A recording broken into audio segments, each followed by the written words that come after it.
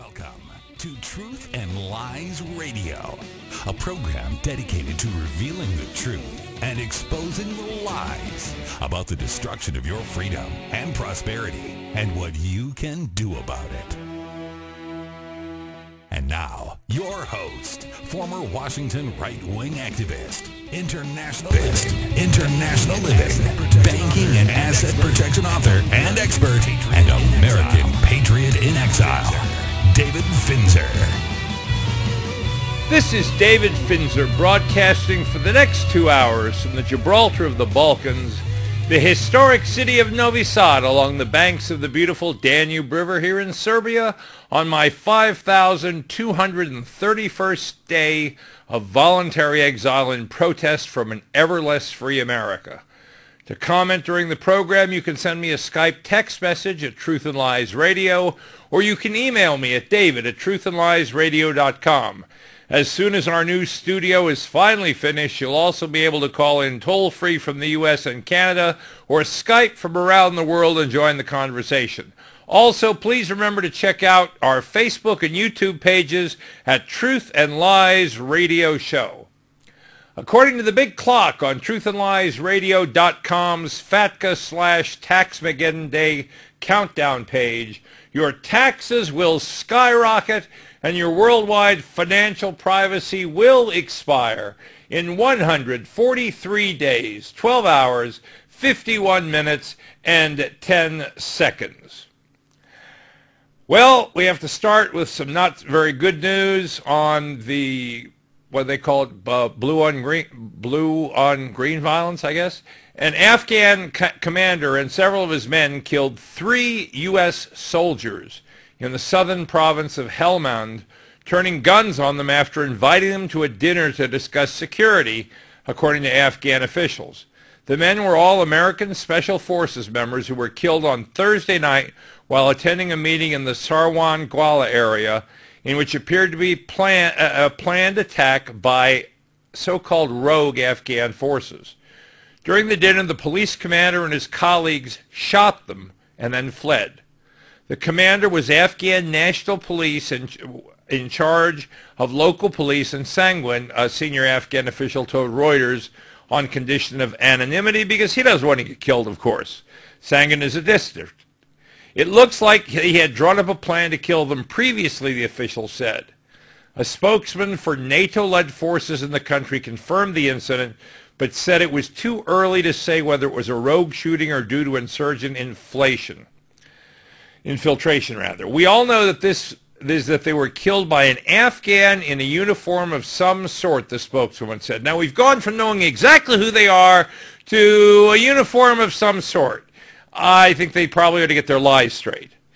So-called green-on-blue shootings in which Afghan police or soldiers turn their guns on their Western colleagues have seriously eroded trust between the Allies as native combat soldiers prepare to hand over to Afghan forces by 2014, after which most foreign forces will leave the country. According to NATO, there have been 24 such attacks on foreign troops since January, in little more than a half a year, in which 28 soldiers have been killed, not including Thursday's attack, so that makes it 31. Last year, there were 21 attacks during the whole year in which 35 people were killed. What are we doing in Afghanistan? I do not understand it except as an excuse to keep a war going, to make people hate us, to encourage terrorism by creating resentment. Afghanistan cannot be conquered. It can only be destroyed.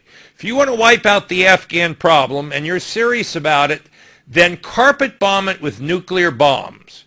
Otherwise, you cannot conquer Afghanistan. The Russian Empire couldn't, the Soviet Empire couldn't, the British Empire couldn't, and the American Empire can't. Afghanistan, because of its mountainous nature and the individual tribes that fight with each other and then hate everybody else as well, are not going to be conquered. And sending Americans into that situation is just absolutely criminal. Well, speaking of criminal, I immediately think of the IRS. And it seems like they have their greedy eyes on every American athlete in London. That's because a gold medal is worth about $650 at current prices, and that could cost athletes about $236 in taxes, while a bronze medal, which is worth about $5, would only cost an athlete $2 in taxes. As of this morning, U.S. athletes have won 30 gold, 19 silver, and 22 bronze medals for a total of 71, just behind Red China with 74, and just ahead of the United Kingdom with 48. The real bite, however, is not medals, but the taxes to be taken out of the Olympians' cash bonuses. 25 grand for a gold medal, 15 for silver, and 10 for bringing home a bronze. For example, Allison Schmidt swam a sizzling final leg to lead the U.S. to a gold medal in the 4x200 freestyle relay. Congratulations, Allison. You now owe the IRS $26,679. Michael Phelps, with his stunning performance, owes somewhere in the range of $45,000. U.S. athletes are effectively being punished for their success, argues Senator Marco Rubio, who introduced a bill earlier this week to eliminate tax on Olympic medals and prize money.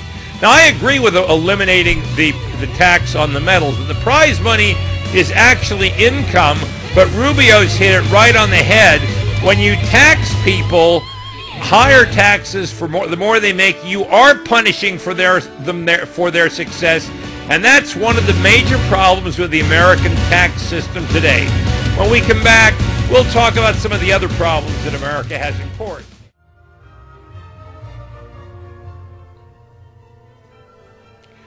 This is David Finzer for Truth and Lies Radio.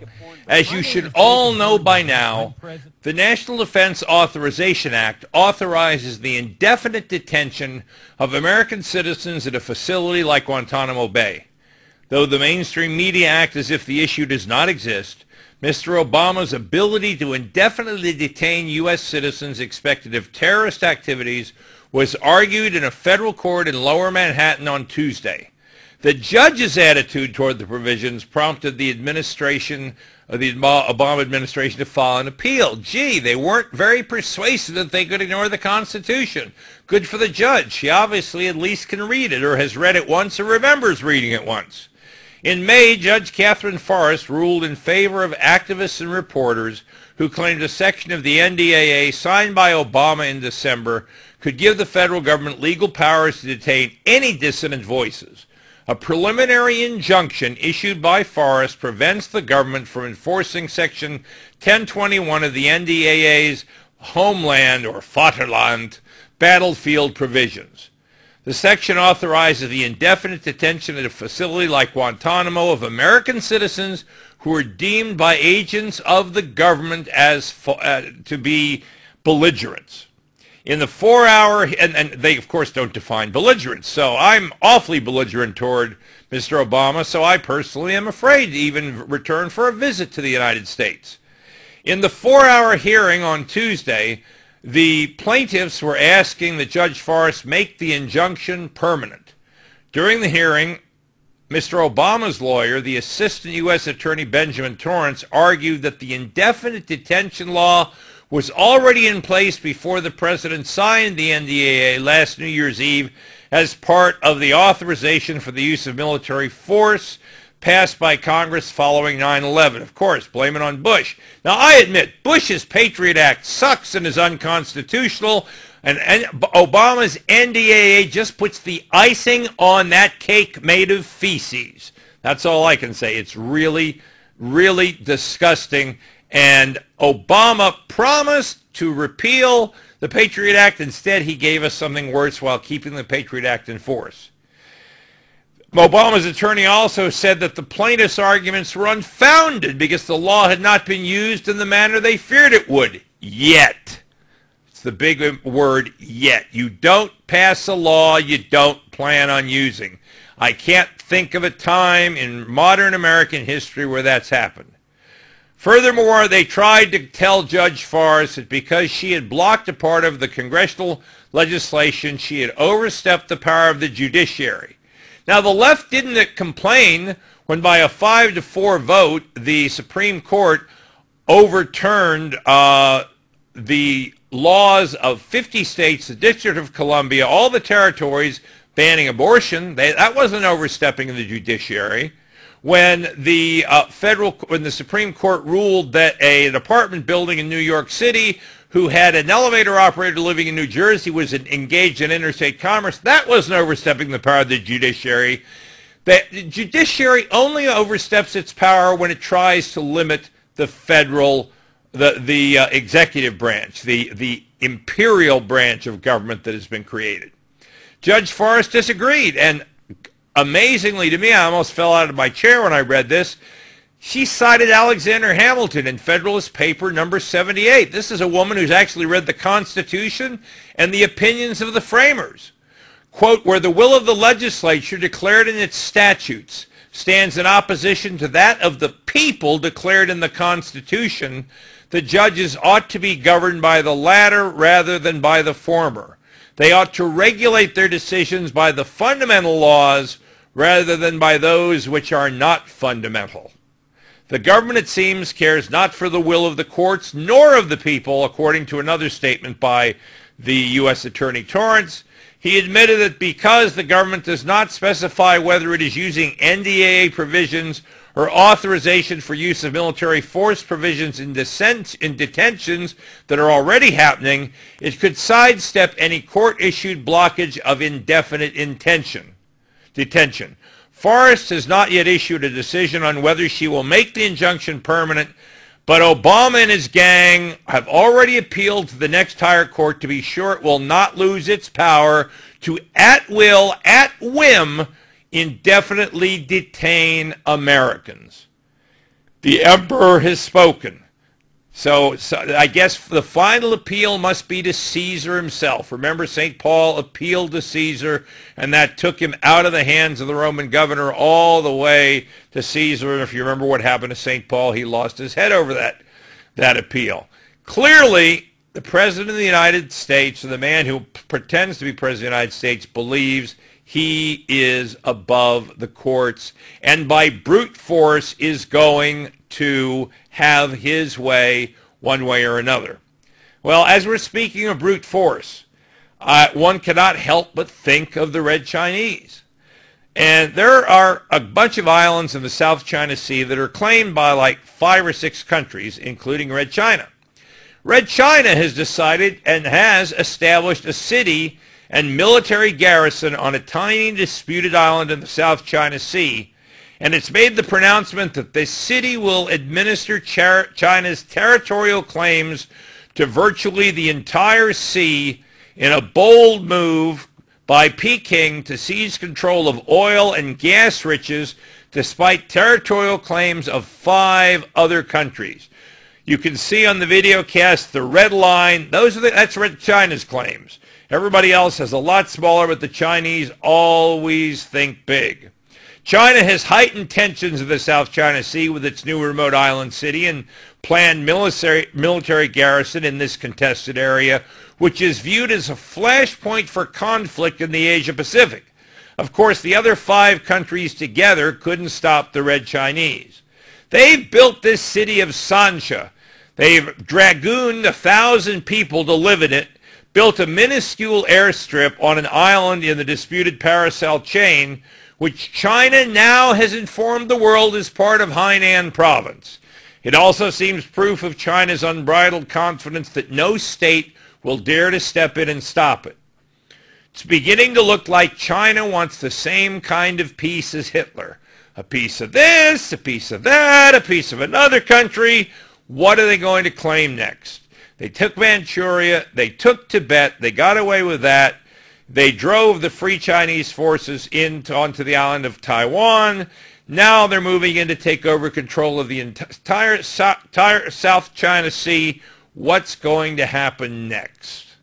Well, what's going to happen next is that prices of pizza are going to go up.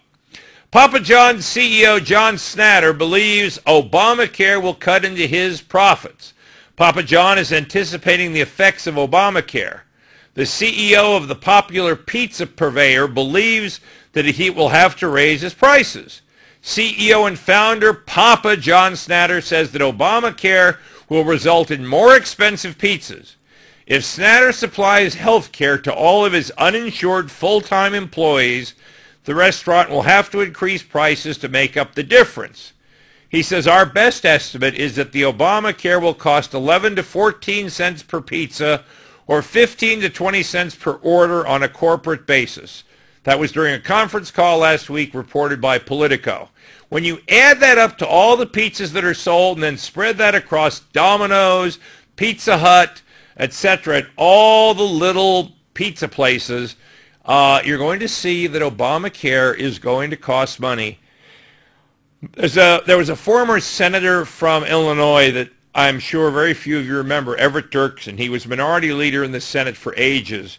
And a long, long time ago, he said $1 billion here, $1 billion there. Pretty soon it begins to add up to real money. Well, that's exactly what's going to happen with Obamacare. Look at Romney Care. Romney Care in Massachusetts has so driven up the price of medical care in the state of Massachusetts that the legislature has stepped in to cap the prices. Do you really think anything is going to get any better with Obamacare? It's going to take more money out of everyone's pockets because those who do not have insurance or choose not to have insurance are going to be forced into the government plan, and that's going to be paid for by taxpayer dollars. It's going to be a failure, just like Medicare and Medicaid are indeed failures. When a doctor charges $90 for a visit for you and I who walk it off the street, and he gets reimbursed by Medicare or Medicaid for $18 for the same visit, who do you think is getting screwed? Well, of course, the people who are responsible. Of course, the people who have jobs, who have businesses. This is going to cost corporations money. And some corporations are going to cut back on the number of employees they have. There are going to be a lot of businesses that are going to be approaching that magic number of 50 that are going to decide not to grow to 51 to keep out from under this lethal grasp of Obama. It's pretty scary. I wouldn't want to start a new business in the United States today. Well, now we have to break for the news at the bottom of the hour, so I'll be gone for a bit. But when we come back, we'll talk about some slime. This is David Finzer for Truth and Lies Radio.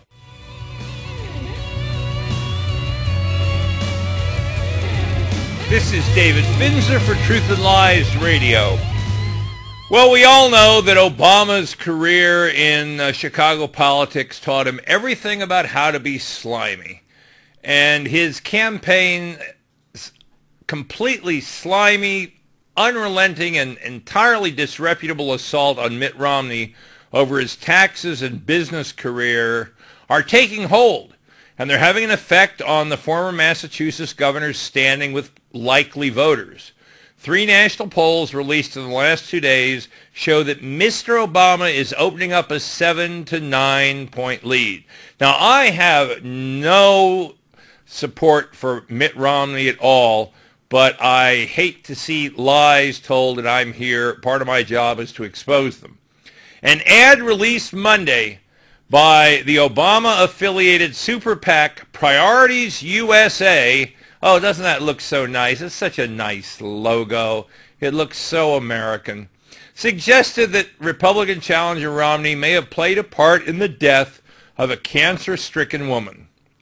The advertisement, which will air in swing states across the country, features a former steel worker, Joe Sopcich, who says that Bain Capital's 2001 decision to shutter his plant played a role in his wife's death in 2006. However, subsequent reports have revealed that the steelworker's wife retained health insurance through her own job in her own name during this time, and that he had the opportunity but never chose to add her to his insurance plan once he took a new job. The plant also closed 2 years after Romney left Bain in 1999. So the facts are wrong, people. I dislike Romney for a hell of a lot of reasons, but this is one thing at least of which he's not guilty. The Obama campaign has, of course, refused to condemn the ad. which is part of a $20 million priorities television campaign. Despite the insistence of campaign officials that they did not know Soptic's story, the campaign featured the steelworker in one of its own advertisements as well as on a conference call. Now, as I understand it, these separate PACs are not supposed to collude with the campaign, but it sounds like they are definitely working together. Now, they like to name and shame people. They attacked Dan Cathy and Chick-fil-A, so in honor of what they've done, I'm going to keep on naming and shaming the people that deserve to be named and shamed on the other side of the list. A group of 10 wealthy mega donors have contributed over $12.5 million to Priority USA. They include Jeffrey Katzenberg, the CEO of DreamWorks. He's the one who made Shrek, I guess. Katzenberg is Obama's single largest donor, providing the super PAC with a $2 million boost, bundling more than $2.3 million for the campaign, and co-hosting a star-studded $15 million fundraiser for Mr. Obama in May. Interestingly, the SEC is investigating DreamWorks for allegedly bribing red Chinese officials to develop a studio overseas. Vice President Joe Biden, as long as they point him in the right direction, and Secretary of State Hillary Clinton, who probably did the real work, helped to broker the $2 billion deal. Second, Erwin Mark Jacobs, the founder of Qualcomm. Jacobs is another $2 million donor to Priorities USA and has given $100,000 to George Soros, scumbag at large, America Bridge 21st Century, a super PAC closely aligned with the people squatting in the White House. Jacobs, who has an estimated net worth of nearly $2 billion, pioneered the practice of outsourcing telecommunications jobs. His company has sent $16.5 billion in cash overseas to cut costs and avoid the highest corporate tax rate in the world, of which is, of course, in the United States. Fred Eichaner, political activist, is a reclusive millionaire media mogul and gay rights activist. I'll bet he was involved in the Chick-fil-A thing. Injected $1.5 million into Obama's super PACs, as well as $1.75 million into 3 other Democrat super PACs for the 2012 election. From Chicago, he's been a top money man to Democrats over the years. He gave at least $3.2 million in 2004 to the Democrats and uses his foundation every year to distribute millions to leftist causes. Barbara Stiefel, a so-called philanthropist, donated just over $1 million to help finance the super PAC's advertising activities, according to the Center for Responsive Politics. Stiefel is a veteran left-wing philanthropist that means they have a lot of money and they give it away to lousy causes, has given $5,000 in donations to Obama as well as to Massachusetts Senate candidate Elizabeth Warren, to Patrick Murphy, the Democratic challenger, to black Republican Alan West, Republican of Florida. She's also given $61,600 to the DNC during the 2012 cycle. Amy Goldman, known for her gardening, set aside $1 million of the money she earned as the world's premier vegetable gardener for the Obama super PAC. Goldman is the daughter of New York City real estate mogul Saul Goldman, one of the city's wealthiest landlords at the time of his death in 1987. Amy and her 3 siblings battled with their mother over the late Goldman's $1 billion empire in an ugly inheritance case that was eventually settled. Of course, you know if there's crookedness, there's got to be a lawyer involved. Stephen Moston, trial lawyer, contributed $1 million to Priorities USA, along with $500,000 to the Democratic House Majority Super PAC, according to the Center for Responsive Politics. Mostyn has been an active opponent of tort reform, which would, of course, reduce costs for a lot of people by putting limits on some of these crazy lawsuits, contributing $3 million to trial-backed lawyer groups to oppose Texas Governor Rick Perry and other pro-tort reform lawmakers. He's one of the Democrats' most controversial tactics has been opening up his wallet to Republican primary challengers who pledged to oppose tort reform. So he plays both sides of the streets, sort of a political AC/DC. Kareem Ahmed, this is the CEO of Landmark Medical Management. I wonder, is that a medical outfit he's wearing? Ahmed contributed $1 million to Priorities USA, as well as tens of thousands of donations to the Democratic National Committee and Democrat senators in swing states such as Florida's Bill Nelson and Pennsylvania's Bob Casey. He owns the California-based medical billing company Landmark Medical Management. Bill Maher has given over $1 million. The comedian, of course, we all know where he stands. And then Franklin Haney, a real estate developer, has contributed $1 million to Priorities USA as well. He owns a $23 million Florida mansion built by the Hearst family. He was indicted for reimbursing associates for making $200,000 donations to the Clinton-Gore campaigns. We'll come back with the last. In the last segment, we were talking about the top donors to the really sleazy super PAC that's responsible for the ad connecting Bain Capital and Mitt Romney to the cancer death of a woman, even though it bears no resemblance to the facts. And I was going through the top 10 donors and didn't quite make it to the end.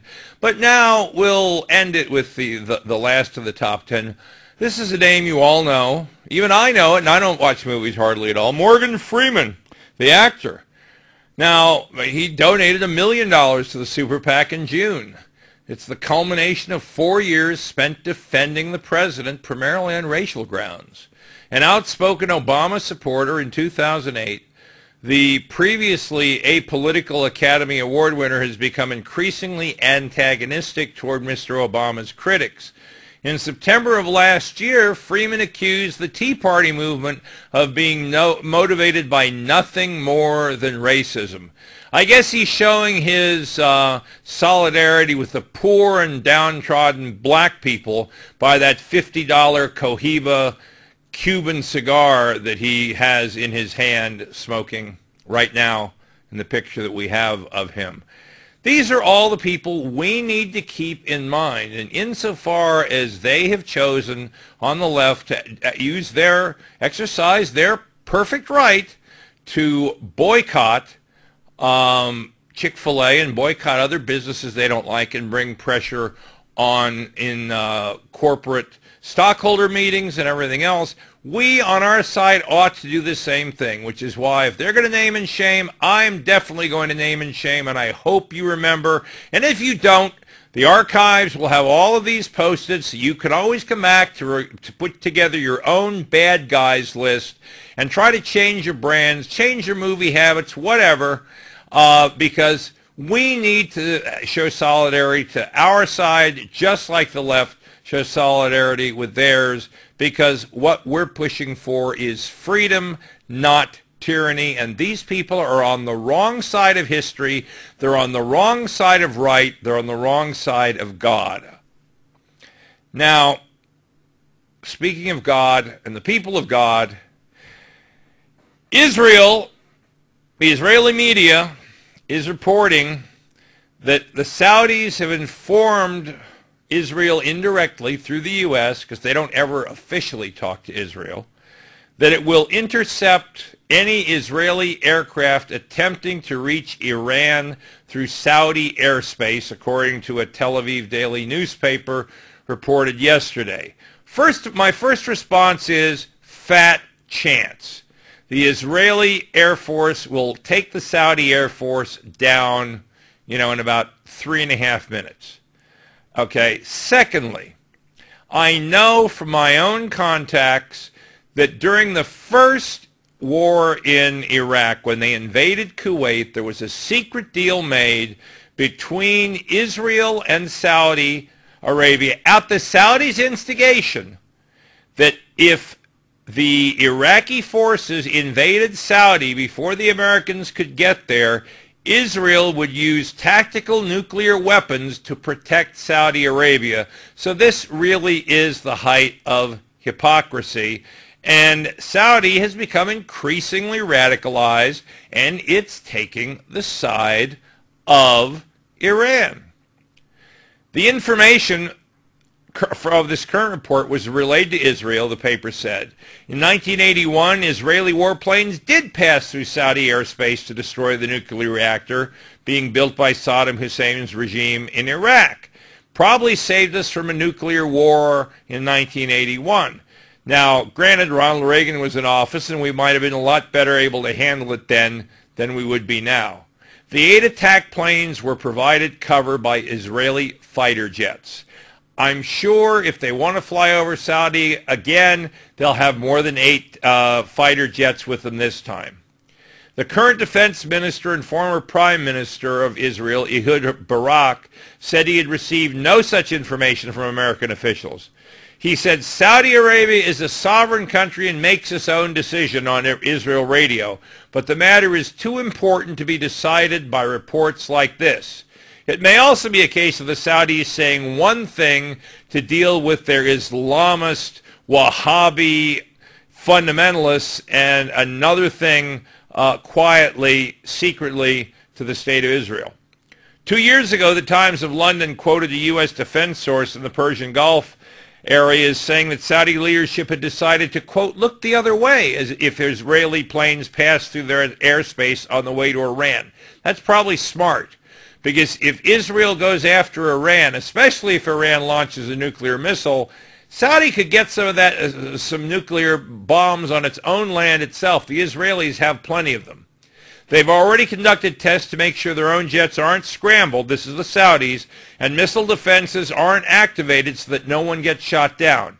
Despite all the talk, Saudi Arabia does not want a war with Israel. Saudi is an absolute monarchy. It is a theocracy run by strict Wahhabi sheikhs, which are sort of the equivalent of clergy in the Sunni side of Islam. You remember, the founder of Saudi Arabia, Abdulaziz ibn Saud, was the Obama bin Laden of his day, who overthrew the legitimate pro-Western government of Arabia, the Hashemite dynasty, that had supported the West and the Allies during the First World War against the Turks, and to create his own privately owned country. And that's what it is. It's owned by the Saudi family. At the time that they allowed the Israelis to fly through their space, the Saudis denied the report.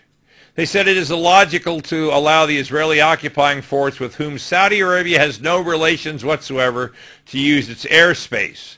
There have been periodic reports over the years of Israeli security officials making secret visits to Riyadh to confer with their counterparts. The timing of the current report is likely connected with recent hints from Jerusalem and concern in Washington that Israel might be planning a strike at Iran's nuclear facilities in the near future.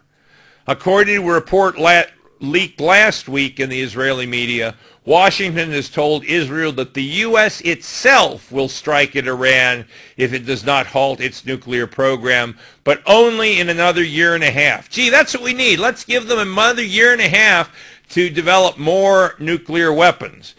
Iran is run by the second craziest government in the world, only after North Korea. The difference between North Korea and Iran is Iran can close down the Straits of Hormuz, and Iran's nuclear program is much farther along than that of North Korea.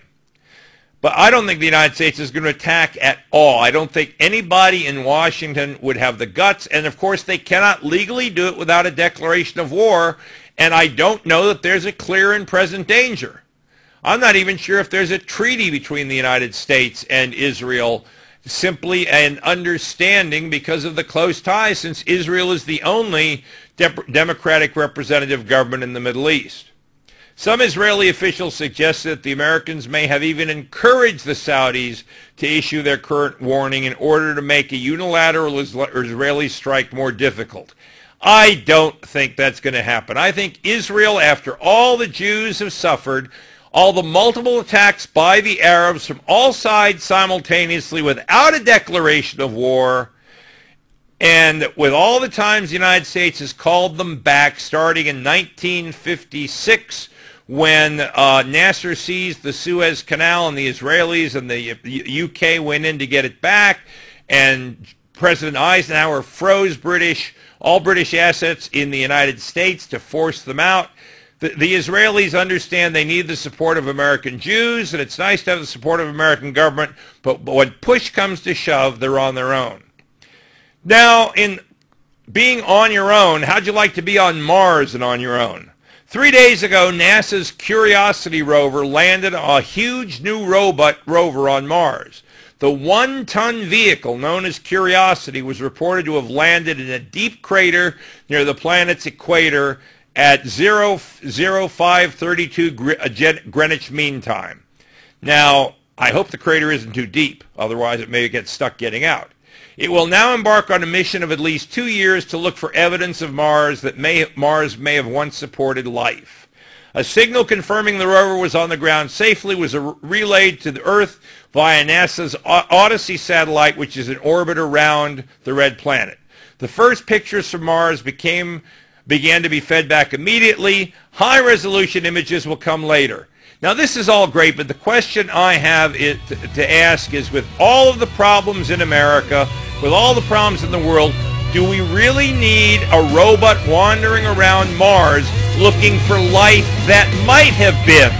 Let's look for the Vulcans to come and make peace if we're going to go into space, for God's sakes. This is David Finzer for Truth and Lies Radio. It's the top of the hour. I'll be back in 6 minutes after the hour, after the news and commercials. Don't go away. And now, your host, former Washington right-wing activist, international living, banking and asset protection author and expert, and American patriot in exile, David Finzer. This is David Finzer, broadcasting for the second hour from the Gibraltar of the Balkans, the historic city of Novi Sad along the banks of the beautiful Danube River here in Serbia, on my 5,231st day of voluntary exile and protest from an ever less free America. Well, you can comment during the program by sending me a Skype text message at Truth and Lies Radio, or you can email me at david@truthandliesradio.com. As soon as our new studio is finally finished, you'll also be able to call in toll-free from the U.S. and Canada, or Skype and join the conversation. Also, remember to check out our Facebook and YouTube pages at Truth and Lies Radio Show. Well, I'm here today because it's Friday. I got my purple shirt on.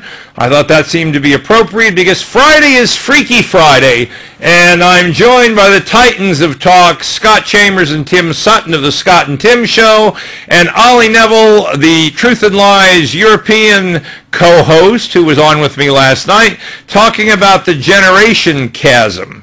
Now, I think we agreed we're going to talk about the different music we like. But Scott, I think you wanted to start and talk a little bit about Gibson guitar before we got into into the fun about making fun of my my musical favorites. Yeah, you know, we had talked about Gibson guitar, or had planned on talking about Gibson guitar the other day when Tim and I had the privilege of being on your program, and then unfortunately Tim went on and on talking about how much he loves Gary Johnson, so we never had a chance to get to the Gibson guitar story. But the last time Washington was this upset about wood, it included President Clinton getting impeached. You know, this is absolutely ridiculous. That, by the way. Yeah, I worked hard. I'm under the weather today. That's the only good I bring to the table. That was it. But, you know, these federal prosecutors that announced that they're dropping their criminal case against Gibson, they should. You know, ridiculous. Didn't they get like a $300,000 penalty because they had some illegal fingerboards? The wood, exotic wood, it violated environmental laws. Don't we have more important things in our country to worry about than environmental laws? A Gibson guitar might be breaking with the wood they're putting on their guitars. Well, this is wood, imported wood, too. It's from other places, so somebody else's wood. Let them find Gibson guitar. My question is, what are they going to do about all the 60 model Gibsons that have real ivory in the necks, and they have real ivory down and around the... For the frets, yeah. The fret bars and things. That's my question. I mean, come on. Over the years, products to build products have been, you know, discussed on, you know, the legality of having them in the States anyways. My question is, if they don't use it, someone else will, and they'll sell it out to us anyways. I don't know, Tim. Yes. I think that all those frets should be turned into transplants for elephants who've lost their tusks. Okay. Works for me. Well, I mean, they bought this wood from somewhere else, $262,000 worth of it, and the federal government, the U.S. government, goes in and seizes their wood. They got their wood from someone else, and the U.S. government wants to take their wood. Crazy. Right. Well, I don't know. That describes the U.S. government, doesn't it? Yeah, it does. And see, these Gibson guitars have been used to write and produce and work with some of the greatest music we're going to talk about today. So I'm all in favor of Gibson having wood. I'm totally in favor of it. Okay, good. So we got that. Ollie, you've been strangely quiet for you. Do you not know what a Gibson guitar is? I've just been chuckling at the repeated use of wood, so I couldn't think of anything to come in and say with wood just being used so gratuitously. Ollie, just admit it. You Brits, you can't afford Gibson, so you buy Epiphone. You know, it's just the knockoff of Gibson, so we understand that.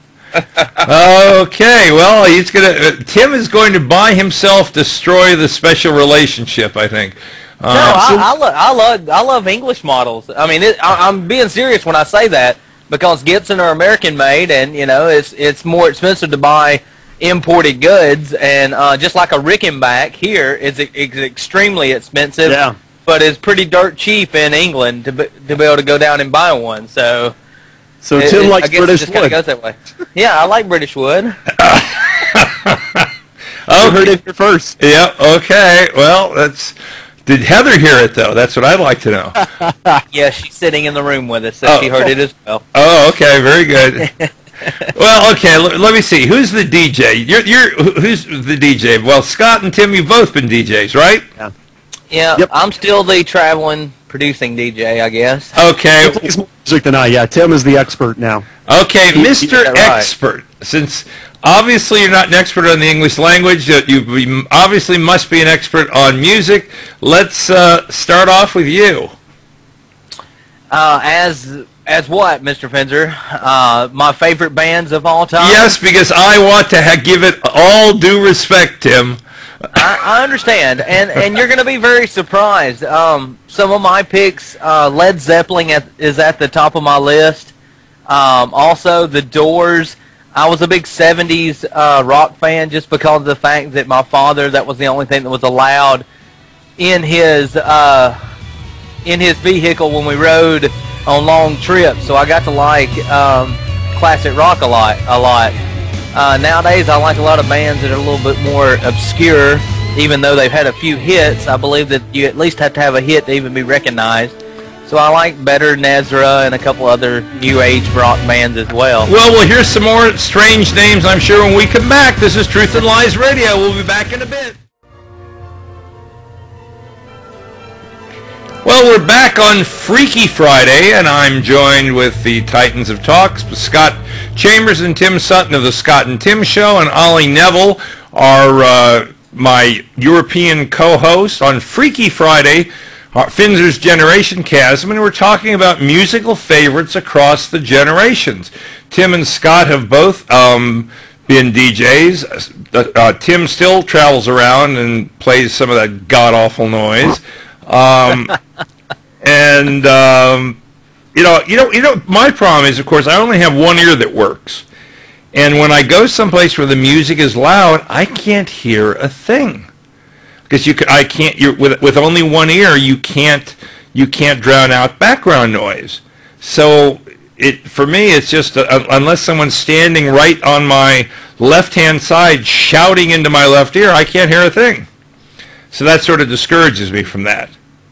But anyway, Ollie, what are some of your favorite groups that with names that you can say on a family radio station? Well, I mean, I'm a big Blink-182 fan. I mean, I grew up with Blink-182. They were big with. I really liked them, but I haven't really. I don't know. I'm not too up with modern music. I like a bit of Kanye. He's sort of like a white man's hip hop artist, which Don't ever tell him that. I know. For sure. That he would die if he ever knew that the white man, that somebody in England thought that he was the white man's artist. Well, he's sort of I like, figured you to be like a Susan Bowles fan over there. You know, I figure everyone over in England, that's what you guys love. Well, maybe Spice Girls. What about the Spice Girls over there? I did go and see the Spice Girls movie when I was younger. I was big on that, and there's a rumor they might be reforming for the Olympic closure. And you sound excited. Yeah, you sound excited. I am kind of excited. Two Become One was an amazing song. He actually knows a song by them. That's oh Jesus. Friendship lasts forever. Friendship never ends, right? Yeah. Oh, yeah, God. yeah. If you But, yeah, they have pretty much already signed on for the closing ceremonies along with Elton John. So awesome. It'll be kind of wild. Yeah, that'd be pretty cool. You know, that'd be a teleportation back to good old times. Back when music was good.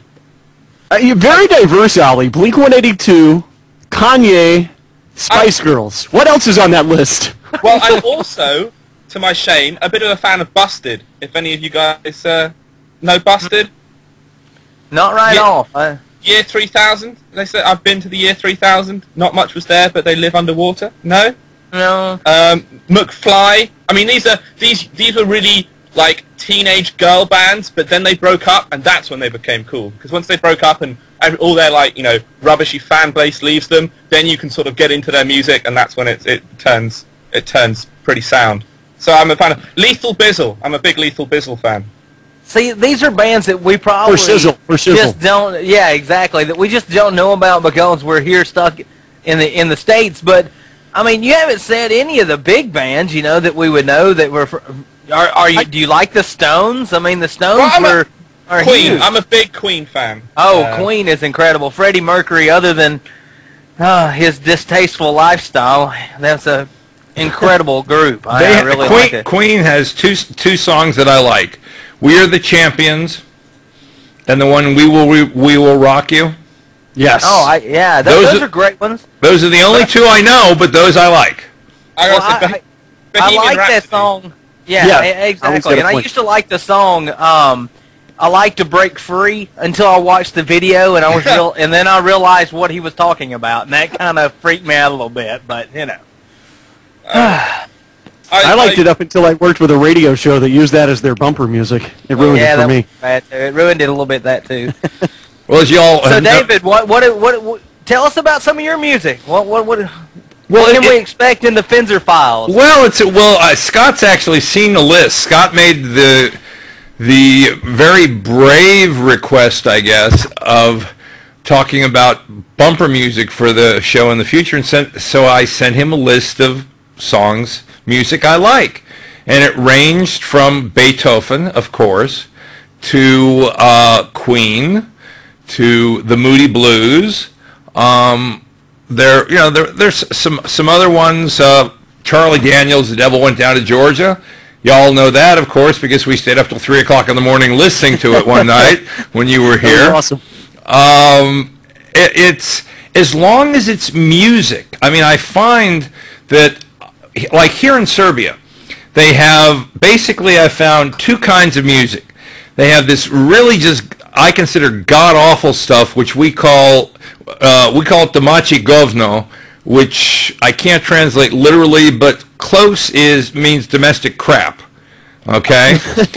And then they have this other stuff where I went to a wedding and they were playing, during one of the songs they played almost made me cry. They played Cherish. That's from my high school days. And they have all this stuff that from way back that they have recreated, that they do in English, and then they've written similar music here, sort of in that style. So I call that domaći dobro. I heard a bunch of music that was kind of odd. You remember when we went up to and ate that night, Fencer, up on top of at the Fortress? Right. And I told you that sounds like a familiar song, but that is not the lyrics to that song. And I realized, and then that's when you told us that, well, in Serbia, that if you wait 25 years to hear what's already passed come around again. So that's what I realized there. They were singing a Whitney Houston song, but it was in the native Serbian or whatever the dialect was there, because it all ran together for me. It's very hard to translate, lyrics. That's why, at least here, they do most of the English songs in English. They do. I mean, think about it. Like, if they were doing it in Spanish, Spanish takes 50% more words to say the same thing as English. So I don't know how the hell you translate a song from English to Spanish. That'd be kind of tough. Well, I've got to throw this in there real quick before we jump off for another break. Heather says that Ollie needs to speak more. That's my wife, because you sound like Russell Brand, Ollie. And I don't know if that is. Or, yeah. Yeah, that's what I was getting at. I was going to ask you, is that a compliment or is that some kind of negative jargon towards yourself? Well, it could be either. I know I used to do a drama class, and one of the girls in there, we had to all stand up and say a secret. It was like a confidence building exercise. One of the girls said that she went to a Russell Brand book signing, and she somehow ended up in the back room with Russell Brand doing something that we can't talk about on radio. So I'm going to take that as a compliment that I'm incredibly attractive to women. So I mean, maybe keep your wife away from me. Well, yeah, that's true. My question is, did you take her up on like a revisit of that moment? That was the question. But the reason I'm bringing this up is Russell Brand, yet again, Scott, I don't know if you realize this, but in the States, he's been elected to do the movie awards again. Yeah. He will be hosting the awards. And I think Russell Brand is funny, but as far as hosting, he sucks. Yeah, now, some ladies like him, though, Ollie, so don't take offense to that. I mean, he's kind of the ladies' man. They like the guy. I don't get it. I don't see it. But it's the damn accent, man. That's all it is. If I could get an accent other than this southern redneck hillbilly that I've got, it'd be I could draw in some more. But you know, it's true. Ollie, it wouldn't take long at all for him to be in the South and the States. He'd have as much as he ever wanted. All he had to do is talk to people. Yeah, it's true. Talk to the ladies, and he would have as much as he wanted. Maybe if I wear a mask, that might help. But and then when he tells them he's a Spice Girls fan, then that'll seal the deal. Oh, it'll just seal the deal then. Maybe I give a quick rendition, get the karaoke going up. I mean, you can't beat on karaoke a bit of Village People. You guys heard of the YMCA? Oh yeah, oh yeah. Tim and I have performed that in karaoke. Oh yeah. Yeah. That must be hilarious. Is there video of that, Scott? We're not going to talk about it. Oh, okay. I was the short construction guy because it was the closest person that looked like the Mexican. But anyways, that's the reason why I was him. One of the songs pull that mustache off though. Yeah, that's the problem. Mustache never worked for Tim. One of the songs that we did not cover, it's not on my list when I get to it. Tim didn't have it either, but there's a song by a singer called Clarence Carter. Does a song called Strokin'. And Tim and I do a great karaoke bit to that. We perform that at numerous bars all over the southeast part of the United States. There's his video of that. It's quite frightening. Can we have a quick rendition now? Is that? No, we can't. No, because we would have to start the night off with about 4 or 5 shots, and right now in the middle of the day it's not a good time, even though it is Friday. I have a sore throat. It's probably 5 o'clock somewhere. Well, next time you're here, and we have you plenty of rakia in you, then you can do it. Oh yeah. Record that. Put that up as Finza, your daily dose of Finza. Oh yeah, that should work. That ought to really boost my ratings. I'll tell you.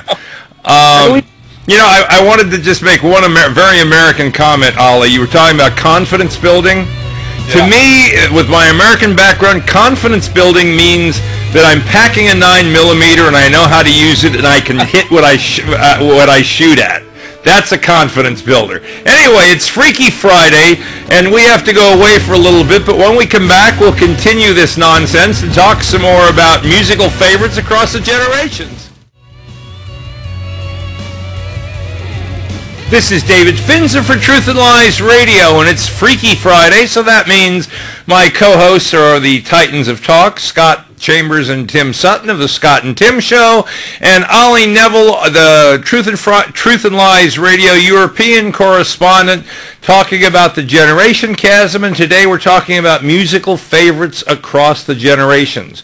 I heard that slip up a little bit there. I think it should be Truth and Fries. Truth and Fries? Well, it'd be like burger and fries. You get the truth in the fries, you know. Well, I fried a couple people in the first hour. If you were listening, Tim, I tell you. Yes, I actually did. He's British, though, Tim. He's from the motherland, so it'd actually be truth and chips. Truth and chips. Oh, okay. Exactly. Yes.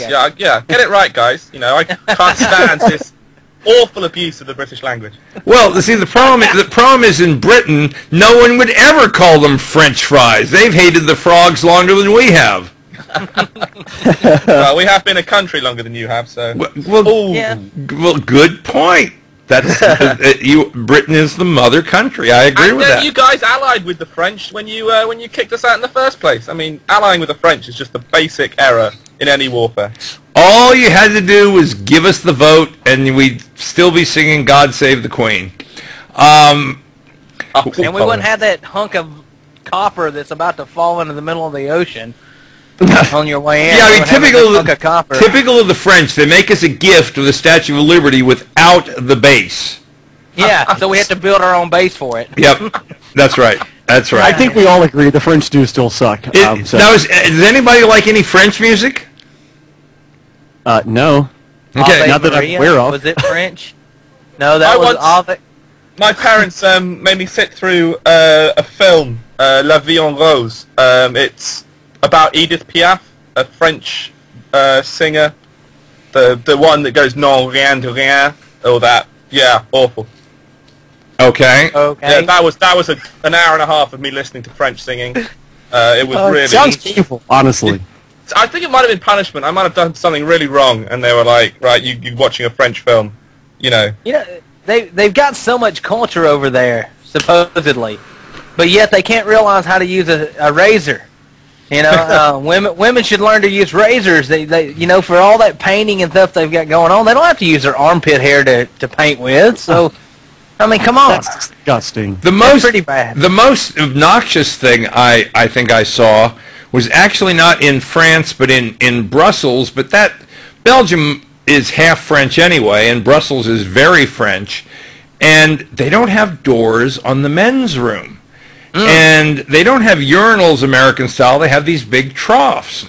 And you can see in from the doors, and I had to go to the bathroom, and I saw all these women were standing outside the doors of the door that wasn't there, outside the entrance to the men's room, watching the men use the urinal, I guess maybe targeting their prospective dates for the night.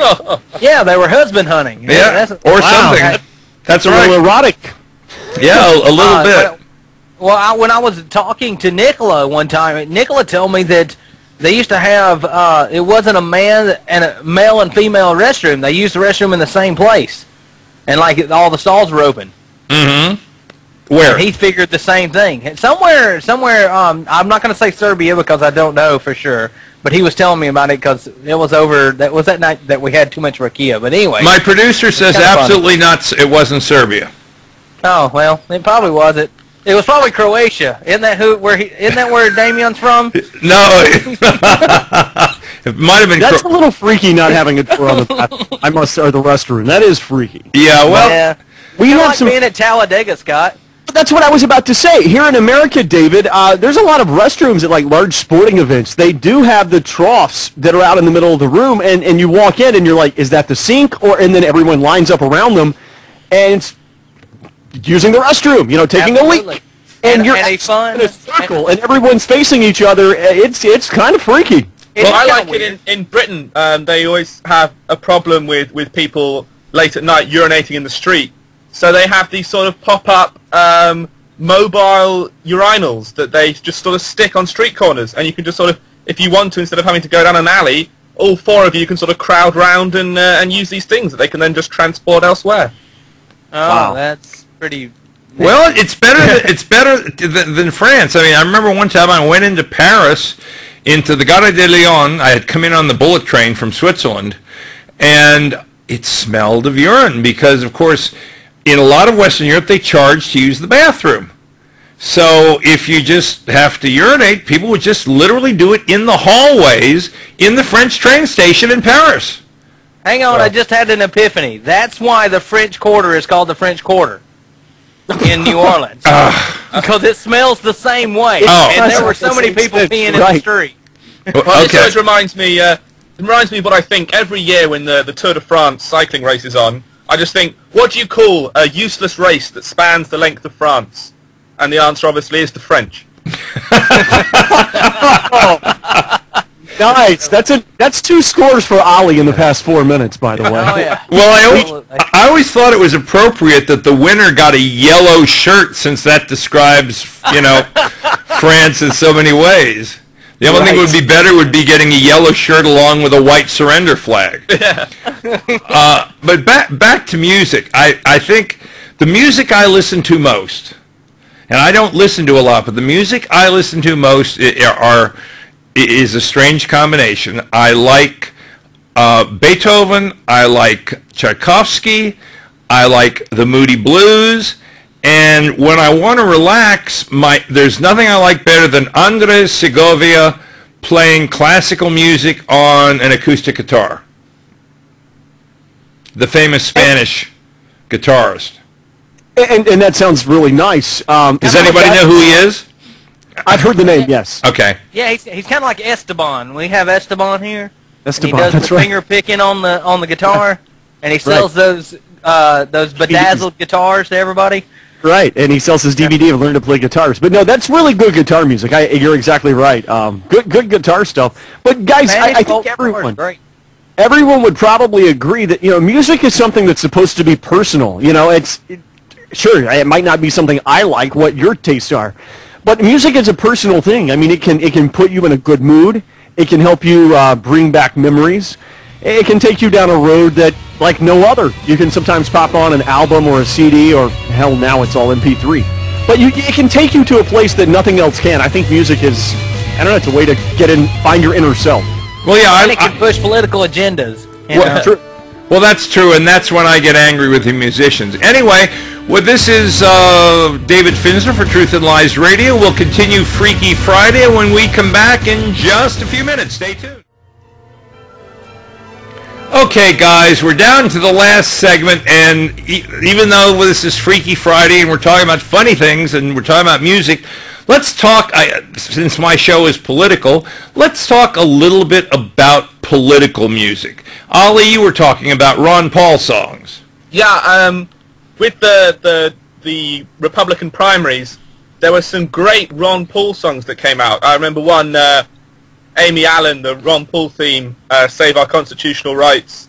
It was just quite inspiring music to have someone put all these sort of political beliefs perfectly in a song. Great tune, you could just sort of be there. I mean, I know some of my friends in UKIP have got some libertarian playlists on their iPods, and they sit there and listen to libertarian music. I mean, one that I found recently, like my girlfriend showed me, was Black and Yellow, which is an ANCAP remix song, which includes the lyrics, "We're with Rothbard, we go hard." So I thought that was pretty awesome. Well, music has been used as part of protest, at least in America, for a long time. If you remember the civil rights, theme of the civil rights is probably "We Shall Overcome." I can never hear that song being played without thinking of the civil rights marchers and their anti-war music, like "Blowin' in the Wind." And then when I was in Washington, there was this admittedly scurrilous book called the Party of the Right Songbook, in which they took all these left-wing songs and rewrote the lyrics to be right-wing, which were a lot of fun. There was this great Irish pub we found, and I knew it would be my favorite when, in the first hour that I was there, I heard the jukebox play The Ballad of the Green Beret 7 times. So, music has been used all the way back to the American Revolution, that Yankee Doodle in the Confederacy, the Bonnie Blue Flag, and Dixie. And it's been used as a means for people to get their point across. Can you guys think of any, Scott and Tim? Absolutely. I think one of the greatest, especially of the 2000s, was an album that was put out back in 2004 by punk rock band Green Day, which is one of my favorite bands. Green Day put out American Idiot, and it was basically in response. That entire album had a lot of politically charged songs on it, but the single on that American Idiot album was the song American Idiot, and it was basically poking fun at the political situation in the U.S. at the time, and making fun of the mainstream media, President Bush at the time, and that was probably one of the most successful political upper air outrage albums of the 2000s. I can't really think of any more. What about you, Tim? I can go back to the early 90s, 1991, a Los Angeles band by the name of Rage Against Machine. And even in their name of their band, you kind of got a political fire started because of the fact that a lot of their music that won multiple Grammys and multiple Emmys are Emmys in that it placed in some movies. They had some movies that ran it as well. But the band, like I said, in their name, Rage Against Machine, they were normally, a lot of their music was slanted toward the people fighting back against big business and big government. And that was really a cool band back in the early 90s that struck a lot of chord with people. And Sublime even had some songs, too, in the early 90s that dealt with some political issues, especially the riots, the Rodney King riots back in the day. Guys, I think one that we've all mistakenly missed here is country music, currently. Country music has a lot of conservative fans, a lot of hardworking Americans, the people that go out and work for a living every day, mainstream country music fans. And country artists, including Charlie Daniels, and Hank Williams Jr., an artist who was big in the 70s and 80s, is still making a name for himself by putting out politically charged country music. And I think that's still very popular. Well, I used to love the one Lee Greenwood's "I'm Proud to Be an American" because at least I know I'm free. The problem is it doesn't apply anymore. Well, speaking from England, there's a song released by Pulp about the Tony Blair years called "Cocaine Socialism," a sort of a play on champagne socialism, and it was sort of just referencing how Blair spent so much of his time trying to focus on getting the support of popular celebrities and stuff instead of actually, instigating policies that were meant to, quote, help the working class as Labour are meant to do, and sort of his search for fame instead of his help for the people, which is quite cutting.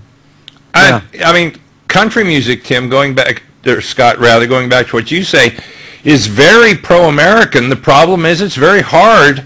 It's a fine line to be pro-American and yet anti-American government.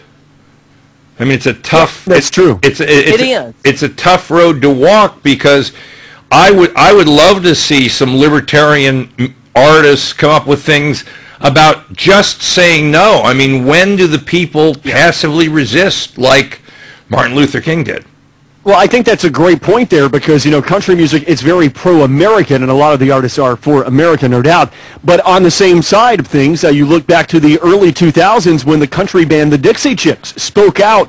I believe they were in Ireland at the time. Maybe they were in Great Britain performing, and they spoke out against George W. Bush, being from the state of Texas, saying that they were ashamed that the president was from their home state, and their sales went down, and they eventually split up. You haven't heard from the Dixie Chicks since about 2003. So, there's a fine line there. You have to be pro-American. You can't speak against the government in country music. And in that same context there, Scott, you got to remember at the same time there was a drunken bar buffoon that decided to jump on the bandwagon of being extremely pro-American, and he pulled himself from, like I said, being a drunken bar buffoon to being one of the hottest chart-chopping artists out there, being Toby Keith. That's right. And Toby Keith was in the early 2000s when Dixie Chicks was hot. Toby was falling off the charts, had nothing going for him, and decided to do some politically charged pro-American music. And now he's back on top of the charts. And I got this one thing I want to bring up to all of you guys. They just released the reports for the top music charts, and did you guys know that country music is the #1 city with the most album sales was New York City for country music, Scott? And that really, to me, that's not a shocker. I think to a lot of people it is. But one reason why, and country music is still one of the most mainstream, widely accepted music choices out there. More downloads for any other format is for country music in this country.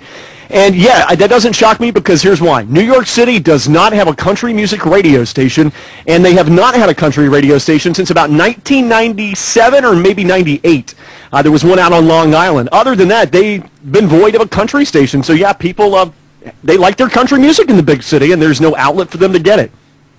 Yeah. Well, as long as it's not too twangy and, there is a lot of country music that I like, and it usually has a good I'm not too message. much into the country music of your days, you know, where you lost your car, you lost your job, you lost your dog, and your wife ran off with your best friend. I'm not into that kind of country music. The new country music has a good kind of, I'd say almost a southern rock to it, feel to it nowadays. Well, I don't know. I like the days of Big Bad John and Wolverton Mountain. Oh, jeez. Yeah, Big Bad John was cool. That's right. Alabama is one of my favorite all-time country bands. That made my list, which I didn't really run down the entire list, but Alabama is a great country act that I really respect a lot. Okay, now y'all are obviously more expert than I. What are today, right now, what are the best bands, the best musicians that you know of which you're aware today? Oh, jeez. I guess Adele would be on top of the charts right now, Scott. I'm talking about top of the charts. I'm talking about your opinion, each of your opinions. Give me your top 2 or 3 that are still in music today. Yeah. Well,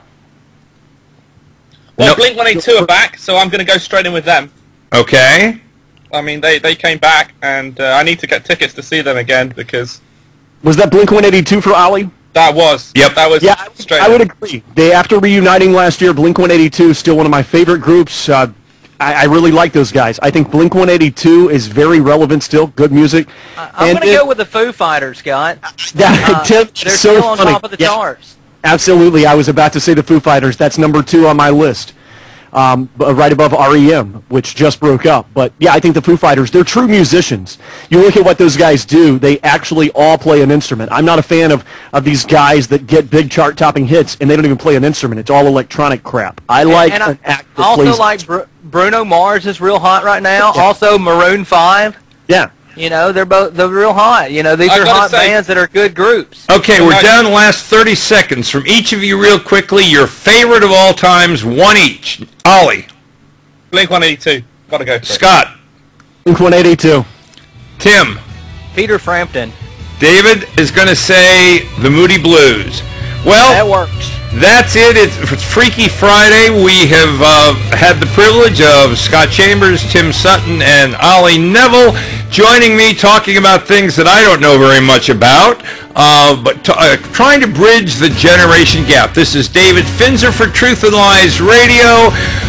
I will be talking to you on Monday.